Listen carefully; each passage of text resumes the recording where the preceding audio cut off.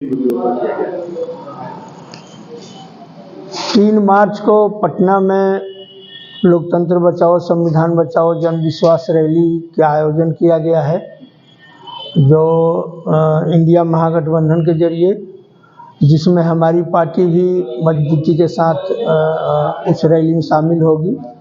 उसको लेकर के हम लोग यहाँ 1 सप्ताह का पूरा प्रचार यात्रा हम लोग निकाले 21 तारीख से लेकर के 27 तारीख तक, तो जिसमें करीब 100 जगह पर हम लोग यहाँ सभा के जरिए गांवों में विभिन्न 7 विधानसभा के सभी गांवों में हम लोग सभा, चट्टी बाजार पर सभा उभा के जरिए हम लोग इस यात्रा को संपन्न किए, जिसमें हमारी पार्टी के केंद्रीय कमेटी सदस्य राजू यादव, स्टेट कमेटी के लीडर और तरारी के विधायक सुदामा प्रसाद, स्टेट के लीडर क्यामुद्दीन अंसारी, स्टेट के आयशा अरवैया के साथी शिव प्रकाश जी और सभी जी सब लोग उसमें यात्रा में शामिल रहे।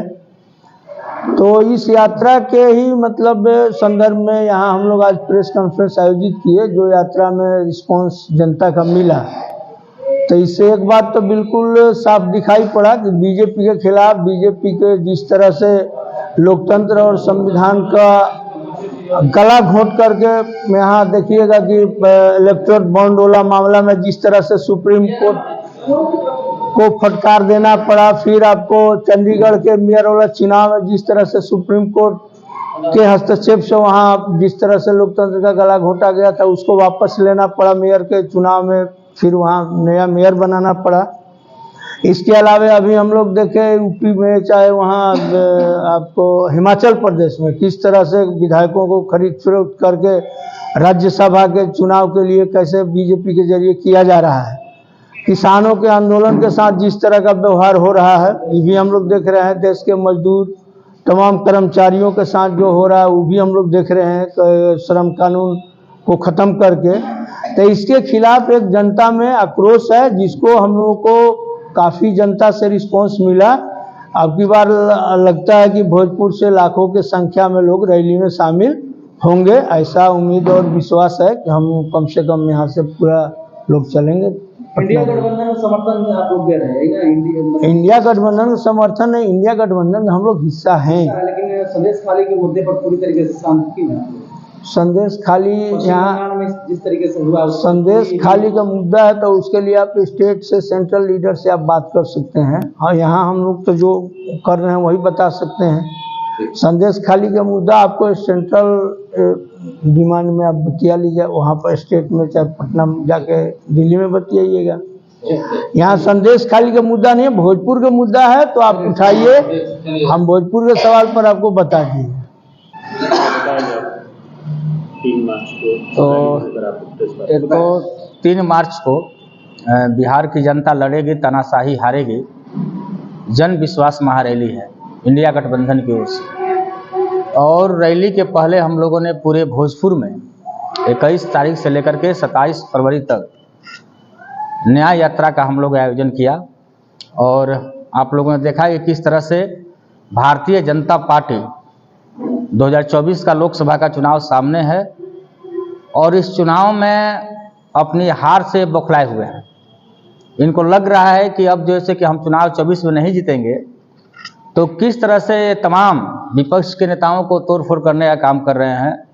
और उसी क्रम में ठीक 12 तारीख को बिहार विधानसभा में भारतीय जनता पार्टी की बहुमत सरकार की बनती है और 13 फरवरी को हमारी पार्टी के केंद्रीय कमेटी के सदस्य और अज्ञान से युवा विधायक कॉमरेड मनोज मंजिल, जिनको आजीवन कारावास की सजा सुना दी गई, और कॉमरेड मनोज मंजिल को अज्ञान की जनता ने 85,000 मत दिया था और करीब 44,000 से ज़्यादा मतों से चुनाव जीत करके बिहार विधानसभा गए थे। और हम समझते हैं कि कॉमरेड मनोज मंजिल एक कहा जाए कि बेहद गरीब परिवार से आने वाले, जिनके पिताजी ईंट भाटा पर मजदूरी करते थे, माँ दूसरों के खेतों में काम करती थी। तो ऐसे दलित परिवार से आने वाले लोग कहाँ एमएलए बन रहे हैं आजकल तो ऐसे गरीब परिवार से तो एमएलए बन नहीं पाते हैं। लेकिन भाकपा माले ने और अज्ञाओं की जनता ने उनको विधायक बनाया और विधायक बनाने के बाद मनोज मंजिल बिहार विधानसभा से लेकर के विधानसभा के बाहर तक जनता के सवालों को लगातार लड़ते रहे, उठाते रहे, आप सब लोग उससे गवाह हैं। और उनको एक झूठे मुकदमे में, जिसका कहा जाए कोई ठोस सबूत नहीं है, वैसे मुकदमे में भाजपाई साजिश के तहत उनको आजीवन कारावास, उनके साथ साथ 22 अन्य लोगों को, और वो तमाम लोग हमारे एक बरगांव के रामानंद प्रसाद जी, जो वहाँ के 2-2 बार से सरपंच रहे हैं, एक पूर्व मुखिया उसमें है जय कुमार यादव जी, तो कई लोग, एक प्रभु बीन जो हमारे पार्टी के सबसे पुराने साथी हैं। तो इस तरह के तमाम, नीतीश जी अति पिछड़ा की बात करते हैं, और तमाम अति पिछड़े समाज से, दलित समाज से आने वाले लोगों को भाजपाई साजिश के तहत 13 फरवरी को आरा न्यायालय के द्वारा उनको आजीवन कारावास की सजा सुना दी गई। राजू तो जी, आप रैली की सफलता को लेकर ये प्रेस कॉन्फ्रेंस कर रहे हैं, और इधर राजद और कांग्रेस में विधायकों की टूट हो रही है, भाजपा में शामिल हो रहे हैं। देखिए, भारतीय जनता पार्टी की बेचैनी है, घबराहट है। आज हमने सुबह में देखा कि सपा के प्रमुख अखिलेश यादव के ऊपर सीबीआई का नोटिस भेज दिया गया है कि 30 तारीख को उनको सीबीआई की अदालत में पेश होना है। तो ये भारतीय जनता पार्टी की बेचैनी है। अभी देख लीजिए झारखंड में जिस तरह से उन्होंने किया, हेमंत सोरेन को ईडी के ऊपर किया गया, उनको जेल में बंद कर दिया गया, और सोच रहे थे कि झारखंड में अपनी सरकार चला ले। तो भारतीय जनता पार्टी बेचैनी में है, घबराहट में है, और तमाम विपक्ष के नेताओं के ऊपर में ED, CD, CBI, income tax, सबके जरिए उनको फंसाने का काम कर रही है। और 24 में नहीं आ रहे हैं सत्ता में, जो इंडिया गठबंधन की आप देख रहे हैं जिस तरह से कि तमाम लोग लगे हुए हैं, जिस तरह से विपक्ष की रैलियों में भीड़ हो रही है। अभी आपने देखा कि राहुल गांधी जी की जो भारत जोड़ो यात्रा, उसमें कितनी भीड़ थी हम लोग के सासाराम में और औरंगाबाद में। अभी तेजस्वी जी की जो चल रही है जन विश्वास यात्रा, उसमें माने लाखों की भीड़ जुट रही है। हम लोग जो 100 से ज़्यादा इस भोजपुर के तमाम गाँवों में नुक्कड़ सभा किए, हम लोग 50,000 से ज़्यादा लोगों को हम लोगों ने संबोधित करने का काम किया, और हर जाति, हर समाज के लोग, सब लोग माने सभा में जुट रहे हैं। तो संकेत है 2024 का कि मोदी जी हार रहे